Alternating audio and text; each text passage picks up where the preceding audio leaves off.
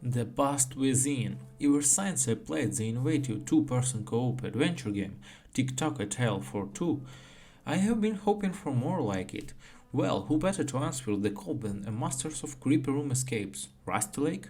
Best known of their bizarre group escape series that was inspired by Twin Peaks, they now have a dozen games under their belt that mix clever puzzles with weird settings and offer even disgusting imagery. If anyone could pull off a co-op adventure game, I would expect it would be them, and I was right. The Past Within was worth of the wait and every bit as beautiful and wonderful as I hoped.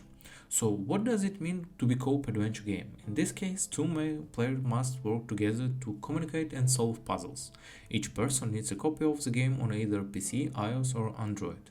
It doesn't matter what platform you play on, as long as each person has access to the game on their own screen. When you start playing, one person chooses the past and another chooses the future. This way, you will each see in different scenes and can help each other to make a progress. A simple example would be early on where a letter shows up in the past with a date on it, and the person in the future needs to know that the date that can be entered into their computer. More complex puzzles could involve describing symbols to each other or where to find hidden compartments. Part of the game looks exactly like the Cube Escape games we all come to love. You're inside the room with a two-dimensional crude art style and you can move around to look at the four walls individually. But for the first time ever, we also get the view from the room or cube from the outside in a 3D environment similar to that of the Room series. It's still the Rusty Lake art style, but now we're working to solve a puzzle box. The 3D sections were a surprise at first but turned out to be a natural fit for the series. I absolutely love them and hope it won't be the last we see of this type of the game from the team. I also appreciated of the little details in the 3D actions, like the way that items you're done with little table and give proper life in the field. The game consists of two chapters, a total of about 2 hours to finish, and the first one is very much a way too easy into the whole idea of cooperating with a friend. The second chapter is there where the game truly shines and will offer a ton of surprises.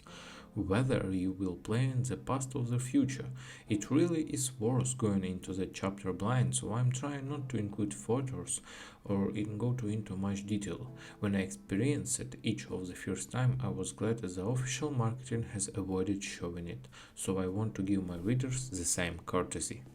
Another thing I appreciated was there were two separate games to choose from, the bee or the butterfly, where the puzzles are the same but many are solutions from difference.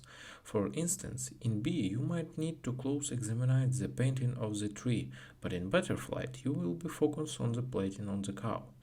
The second playthrough will still go quicker because you know what you're looking for, but the variations make more enjoyable experience than having the exact same answers.